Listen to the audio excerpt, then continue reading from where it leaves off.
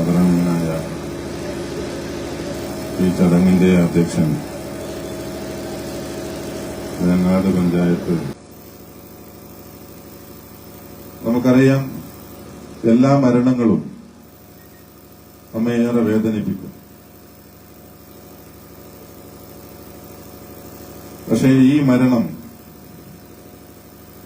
വീണ്ടും വീണ്ടും ഈ പ്രദേശത്തെയും ആ കുടുംബത്തെയും നമ്മളെയുമൊക്കെ വല്ലാതെ വേദനിപ്പിക്കുന്ന ഒരു മരണമായി മാറിയിരിക്കുകയാണ്. ഒരു വീട്ടിലൊരു മരണമുണ്ടായാൽ മരണപ്പെട്ട ദിവസം ആ വീടുകളെ ആളുകൾ സന്ദർശിക്കും, കുടുംബാംഗങ്ങളെ സമാധാനിപ്പിക്കും. അത് പിറ്റേ ദിവസവും ഉണ്ടാകും. പിറ്റേ ദിവസം അതിന്റെ ഒരു പിരിയൽ ചടങ്ങൊക്കെയായി ആളുകളൊക്കെ പിരിഞ്ഞു പോകും. പിന്നെ വലിയ വേദനയോടെയാണ് ആ കുടുംബം, മാതാവ് നഷ്ടപ്പെട്ട മക്കൾക്ക്, ഭാര്യ നഷ്ടപ്പെട്ട ഭർത്താവിന്, മകൾ നഷ്ടപ്പെട്ട ഉമ്മക്ക്, ഉപ്പയ്ക്കൊന്നും അതത്ര പെട്ടെന്ന് അങ്ങ് മറന്നുപോകില്ല.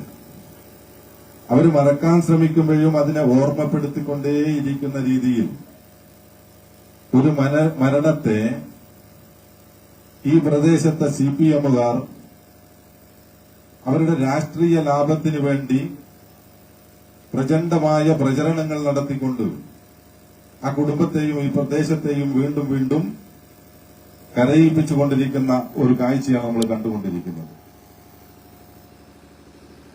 ഇതുമായി ബന്ധപ്പെട്ട ഈ സംഭവത്തിന്റെ എന്തൊക്കെയാണ് നടന്നത് എന്ന് ഇവിടെ സ്വാഗത ഭാഷണത്തിലും അധ്യക്ഷനുമൊക്കെ സൂചിപ്പിച്ചു കഴിഞ്ഞു. റജീന ടീച്ചർ വളരെ വിശദമായി പറഞ്ഞു കഴിഞ്ഞു. എന്താണ്, ഒരു 3 മക്കളുടെ ഉമ്മ ഒരു വീട്ടിൽ തനിച്ച് താമസിക്കുന്നു. ഭർത്താവ് വിദേശത്ത് ജോലിക്ക് പോയിരിക്കുന്നു. അത്തരത്തിലുള്ള ഒരു ചുറ്റുപാടിൽ ജീവിക്കുന്ന ഒരു സാധുവായ സ്ത്രീ. ഈ കാലഘട്ടത്തിലെ സോഷ്യൽ മീഡിയ ഇടപെടലുകൾ നമുക്കറിയാം. അത്തരം ഇടങ്ങളിൽ വലിയ അപകടങ്ങളും പതിഞ്ഞിരിക്കുന്നുണ്ട്, അല്ലെങ്കിൽ ഒളിഞ്ഞിരിക്കുന്നുണ്ട്. കഴുകം കണ്ണുമായി ചില കശ്മളന്മാർ ആ തരത്തിൽ കുടുംബിനികളായി കഴിയുന്ന ആളുകളെ ഇടയിലേക്കും അതുപോലെ നമ്മുടെ പെൺകുട്ടികളെ ഇടയിലേക്കുമൊക്കെ കഴുകം കണ്ണുമായി കയറി വരുന്നത് നമ്മൾ കാണാറുണ്ട്. ആ തരത്തിൽ അബദ്ധവശാൽ ഈ സഹോദരിയുടെ ഏതോ സോഷ്യൽ മീഡിയ അക്കൗണ്ട് വഴി ഈ പറയുന്ന CPM-കാരൻ ആൺ സുഹൃത്തെന്ന് പറഞ്ഞ് ബുദ്ധിയാപ്പിളയാക്കുന്ന ഈ കശ്മളൻ ആ സഹോദരിയുടെ ജീവിതത്തിലേക്ക് കടന്നു വരുന്നു. നമ്മൾ സുഹൃത്തെന്ന് പറഞ്ഞാൽ എന്താ? എന്റെ സുഹൃത്തുക്കളെ ഒരുപക്ഷെ എന്റെ വീട്ടുകാർക്ക്, എന്റെ ഉമ്മക്ക്, എന്റെ ഉപ്പക്ക്, അല്ലെങ്കിൽ എന്റെ ജ്യേഷ്ഠന്മാർക്ക്, എന്റെ ഭാര്യയ്ക്ക്, എന്റെ മക്കൾക്ക് അറിയും ഇത് വാപ്പാടെ സുഹൃത്താണ്. എന്റെ ഭാര്യയുടെ സുഹൃത്തുക്കളെ അതുപോലെ കുടുംബക്കാരെ എനിക്കറിയും. അവര് ഒരാളുമായി സംസാരിക്കുമ്പോ നമ്മൾക്കറിയാം അത് അവളുടെ വീടിന്റെ അയൽപക്കത്തുള്ള ഒരു സഹോദരനാണ്, അല്ലെങ്കിൽ അവളെ കുടുംബക്കാരനാണ്, അവളെ നാട്ടുകാരനാണ്. കാരണം ഞാനൊക്കെ കല്യാണം കഴിച്ചു കൊണ്ടുവന്നിരിക്കുന്നത് 5-8 കിലോമീറ്റർ ദൂരത്തേക്കാണ്. കടവത്തൂർ അങ്ങാടിയിലെ ബസ് കാത്തിരിക്കുമ്പോൾ കുറുവന്തേരിയിലുള്ള ഒരാള് ഇവളെ കണ്ട്, എന്റെ ഭാര്യയെ കണ്ട് സംസാരിച്ചാൽ ശ്രീമതിയുടെ ഭാഷയിൽ ഞാൻ അയാളെ തല്ലിക്കൊല്ലും. പക്ഷെ ഞങ്ങൾ അങ്ങനെയല്ല. അങ്ങോട്ടും ഇങ്ങോട്ടൊക്കെ നമ്മളും നാട്ടുകാരും കുടുംബക്കാരുമൊക്കെ നമ്മളെ സുഹൃത്തുക്കളെ കുറിച്ച് ചെറിയൊരു ബോധ്യം ഉണ്ടാവും. പക്ഷെ ഇവിടെ 2 വർഷമായി 3 വർഷമായി ഇവ സുഹൃത്തിനെ കുറിച്ച് കുടുംബക്കാർക്കൊന്നും അറിയില്ല. പക്ഷെ കുറഞ്ഞ ദിവസങ്ങളിലായി ആ ഉമ്മക്ക് ചില സംശയങ്ങൾ വന്നപ്പോ തന്റെ മകളുടെ പ്രസരിപ്പ് കുറവ്, അല്ലെങ്കിൽ ആ സന്തോഷക്കുറവ്, ടെൻഷനൊക്കെ കണ്ടപ്പോ ഇടയ്ക്ക് ആ വീട്ടിൽ വന്ന് താമസിക്കുന്ന ഉമ്മ ചോദിക്കുന്നു, എന്ത് പറ്റി എന്റെ മകൾക്ക്?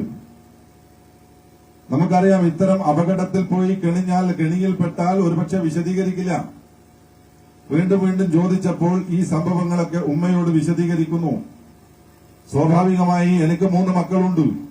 എന്റെ മക്കള് വല്ല വികൃതിയും കാണിച്ചാൽ ഒരു പക്ഷേ എന്റെ ഭാര്യ എന്റെ മക്കളെ നേർവഴിക്ക് കൊണ്ടുവരാൻ ശ്രമിക്കും. അത് ഞാൻ അറിയാതിരിക്കാനുള്ള ശ്രമവും നടത്തും. കാരണം മാതാപിതാക്കൾ ഒരുപക്ഷെ ഒരു മാതാവ് ഉപദേശിക്കുന്നത് പോലെ ആവില്ല ഒരു പിതാവ് ഒരു കുട്ടിയോട് ശകാരിക്കുന്ന രീതി. അതവർക്ക് പ്രയാസം ഉണ്ടാക്കും. അപ്പൊ അതുകൊണ്ട് തന്നെ ഉമ്മ ഈ വിവരങ്ങൾ അറിഞ്ഞിട്ട് പിതാവിനോട് പറഞ്ഞില്ല, മറച്ചുവെച്ചു. ഒക്കെ സ്വാഭാവികം നമ്മളെ കുടുംബത്തിൽ നടക്കുന്ന, നാട്ടിൽ നടക്കുന്ന രീതികളാണ്.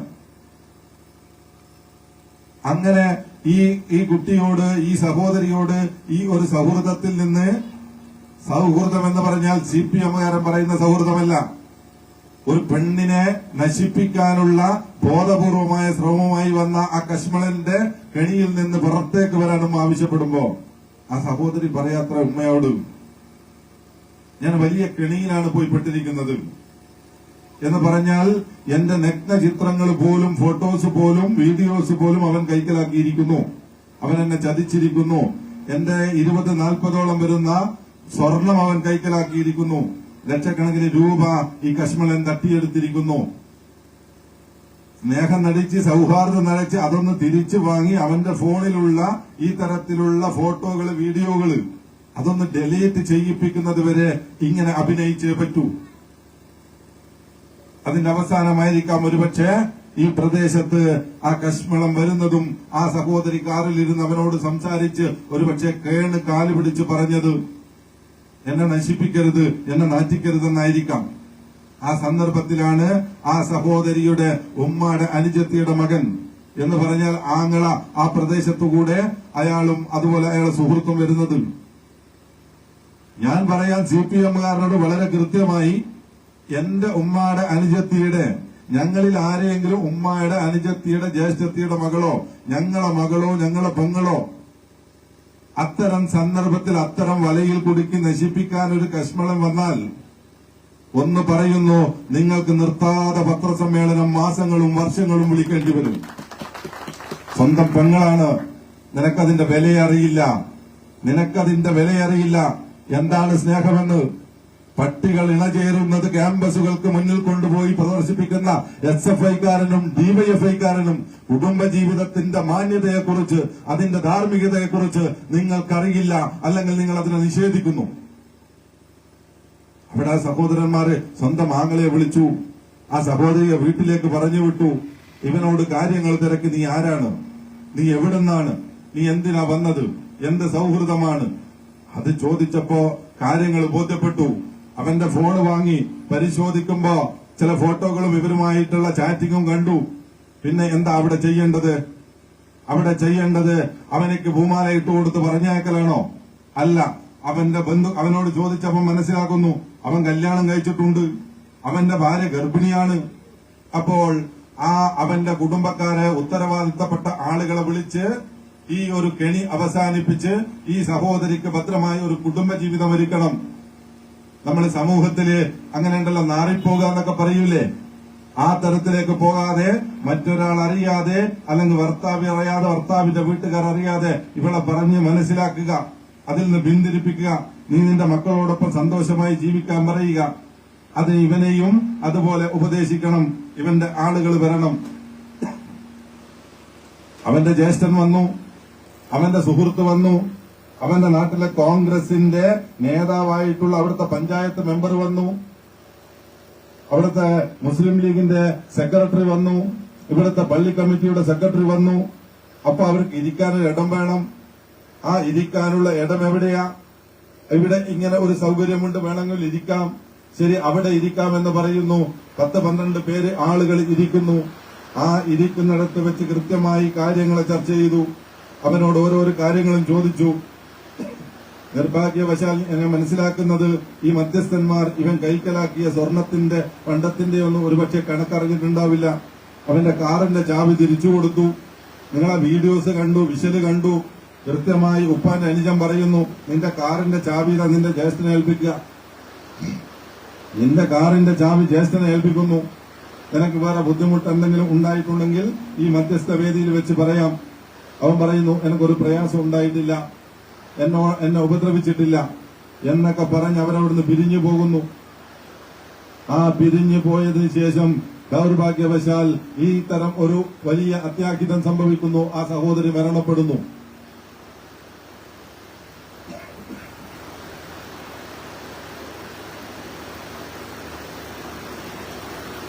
ആ സഹോദരി മരണപ്പെട്ടു. ആ സഹോദരിയുടെ കുടുംബം എന്ന് പറയുന്നത് അവരുടെ മാതാവും പിതാവും ഇവിടുത്തെ CPM-ന്റെ ബ്രാഞ്ച് കമ്മിറ്റി അംഗങ്ങളാണ്. പിറ്റേ ദിവസം ദേശാഭിമാനിയിലെ ചരമകോളത്തിൽ വാർത്ത വന്നു, ഈ സഹോദരിയുടെ മരണവാർത്ത. അപ്പോഴൊന്നും ഈ മധ്യസ്ഥത്തിന് ശേഷമാണല്ലോ സഹോദരിയുടെ മരണം. അപ്പോഴൊന്നും CPM-കാരന്റെ ദേശാഭിമാനിക്ക് പ്രശ്നമില്ല. ചരമകോളത്തിൽ സ്വാഭാവിക മരണമായ ഒരു വാർത്ത കൊടുത്തു. അതവിടെ തീർന്നില്ലേ? അതിനുശേഷമാണ് ഈ സംഭവങ്ങളൊക്കെ പുറത്തേക്ക് വരുന്നത്.